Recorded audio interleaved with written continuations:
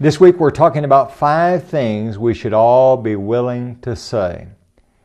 And today I want to talk to you about the idea of encouragement and letting others know we appreciate them and that they are of great assistance to us.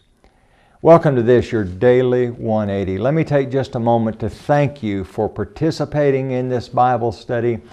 And for those of you who share this on your Facebook or share the YouTube link, thank you very much. And also for those of you who send us questions, thank you. We're always happy to get your questions or comments, and we try to respond to them as promptly as we can. In 1 Thessalonians chapter 5 and verse number 11, there we find these words, "Therefore comfort each other and edify one another," or encourage one another, just as you also are doing.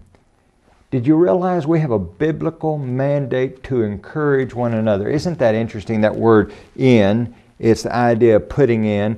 Courage, it is to encourage, is to help put courage in a person. In this world in which we live, there's a lot of discouraging events. Sometimes they are events that happen to everyone. Tragedies in society, disasters that happen. But oftentimes people are facing personal tragedy, the death of a loved one, perhaps an illness, or perhaps the troubled relationship. And we all need encouragement.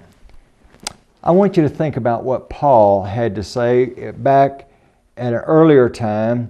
Paul did not want to take John Mark on a mission trip with him because John Mark had abandoned them. But now I want you to listen to what Paul would say in 2 Timothy chapter 4, verse number 11. "Only Luke is with me. Get Mark and bring him with you, for he is useful to me for ministry." Isn't that exciting to understand that, you know what, you may have blown it one time in your life, but you have something to offer. That's what Paul's saying to John Mark and about John Mark. We need to realize there are people around us that need to be encouraged, need to be uplifted. And when we can, and when it's appropriate, we need to do everything we can to encourage them and say, "You mean a lot to me. I appreciate the good work that you're doing. You're of great service." Join us again tomorrow.